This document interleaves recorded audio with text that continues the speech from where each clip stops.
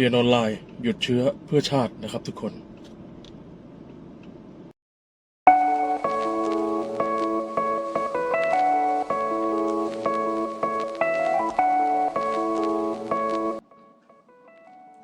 สวัสดีครับนักเรียนชั้นประถมศึกษาปีที่ 5 โรงเรียนบ้านหนองสมบูรณ์นะครับวันนี้มาพบกับครูตองพองลมอีกแล้วในวิชาวิทยาศาสตร์นะครับก็สืบเนื่องจากคาบที่แล้วเนาะคาบที่แล้วเราเรียนเรื่องพืชใช่ไหมครับนักเรียนวันนี้เราจะมาเรียนในหัวข้อเรื่องการสืบพันธุ์ของสัตว์แล้วก็การขยายพันธุ์สัตว์นะครับสำหรับการสืบพันธุ์ของสัตว์เนี่ยก็มนุษย์เราก็เป็นสัตว์ใช่ไหมเราก็ทำการสืบพันธุ์ก็เพื่อเป็นการอะไรลูกขยายพันธุ์ใช่ไหมครับเพื่อที่จะมีลูกหลานไว้สืบสกุลต่อไปเขาเนี้ยการสืบพันธุ์ของสัตว์เนี่ยแบ่งออกได้เป็นใหญ่ๆก็คือ2 อย่างนะครับก็คืออย่างแรกการสืบพันธุ์แบบอาศัยเพศและอย่างที่2ก็คือการสืบพันธุ์แบบไม่อาศัยเพศนะครับการสืบพันธุ์แบบอาศัยเพศและไม่อาศัยเพศก็คือการสืบพันธุ์แบบอาศัยเพศก็คือเป็นการที่จะต้องมีเซลล์อสุจิของตัวผู้แล้วก็เซลล์ไข่ของตัวเมียก็คือมีทั้งตัวผู้และตัวเมียเพศผู้เพศเมียผู้ชายผู้หญิงมาผสมพันธุ์กันแล้วก็เกิดการปฏิสนธิแล้วก็กลายออกมาเป็นลูกกลายออกมาเป็นทายาทนะครับส่วนแบบไม่อาศัยเพศก็คือไม่ต้องมีเพศผู้เพศเมียนะครับ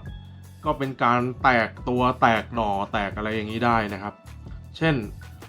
ตัวไฮดราเนี่ยมันแบ่งตัวออกมาแตกหน่อออกมาตัวปลาดาวนักเรียนถ้าตัดมันออกมามันมี5 แฉกใช่ไหมตัดออกมาไอ้ส่วนที่ตัดหายไปเนี่ยมันจะไปขยายกลายเป็นตัวใหม่ได้นะครับนักเรียนแต่วันนี้เราจะมาพูดเรื่องการสืบพันธุ์แบบอาศัยเพศก็คืออาศัยแบบตัวผู้ตัวเมียแบบปกติธรรมชาติเลยนะครับซึ่งการสืบพันธุ์แบบอาศัยเพศเนี่ยเขาจะมีเซลล์หลักๆของเพศผู้และเพศเมียเซลล์เพศผู้เราเรียกว่าเซลล์อสุจินะครับก็คือตัวอสุจิของเพศผู้เนี่ยส่วนเซลล์เพศเมียก็คือเซลล์รังไข่เซลล์รังไข่พวกนี้พอตัวผู้เนี่ยถ้านักเรียนได้ดูอย่างของมนุษย์เราถ้ามนุษย์เชื้อของพ่อเนี่ยของผู้ชายจะเป็นอสุจิใช่ไหมก็ เมื่อปล่อยเข้าไปในช่องของผู้หญิงมันก็จะตัวอสุจิมันก็จะไปใช้ไข่ตัวใดตัวหนึ่งนะครับก็กลายออกมา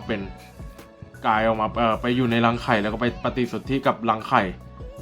กับไข่นะครับนักเรียนไม่ใช่รังไข่ก็จะกลายเป็นเอมบริโอแล้วก็ค่อยเติบโตกลายเป็นมนุษย์นั่นเองนะครับปฏิสนธิเนี่ยมันแบ่งได้ออกเป็นอีก2 อย่างนะนักเรียนคือการปฏิสนธิภายในร่างกายกับภายนอกร่างกายปฏิสนธิภายในร่างกายคืออะไร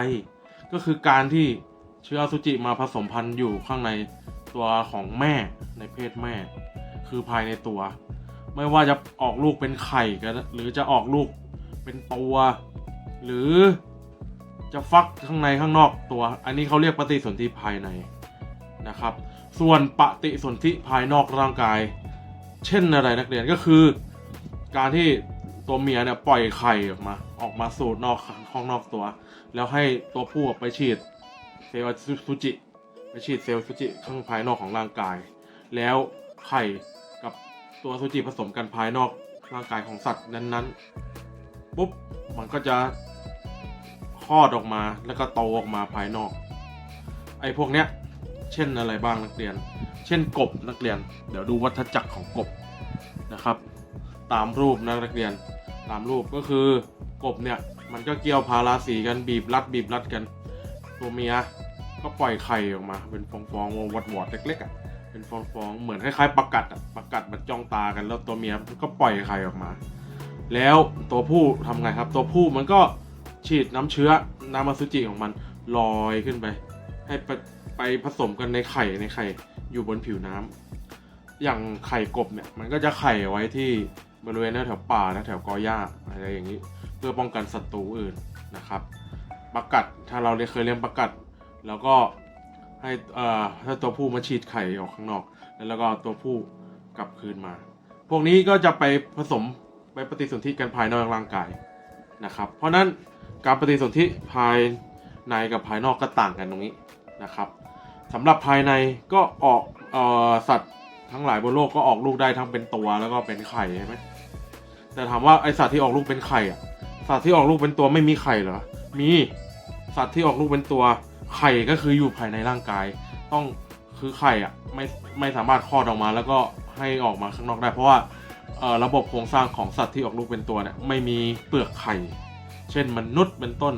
สุนัขแมวช้างม้าวัวควายสัตว์อะไรต่างๆพวกเนี้ยรังไข่จะอยู่ภายในร่างกายจะไม่แข็งแรงจะไม่มีเปลือกผิดกับพวกตัวอื่นๆที่นักเรียนเคยเห็นจิ้งจกตุ๊กแกงูจระเข้นกสัตว์ปีกทั้งหลายเนี่ยพวกนี้รังไข่ออกมาในรูปแบบไข่นักเรียนไข่เป็นฟองๆออกมา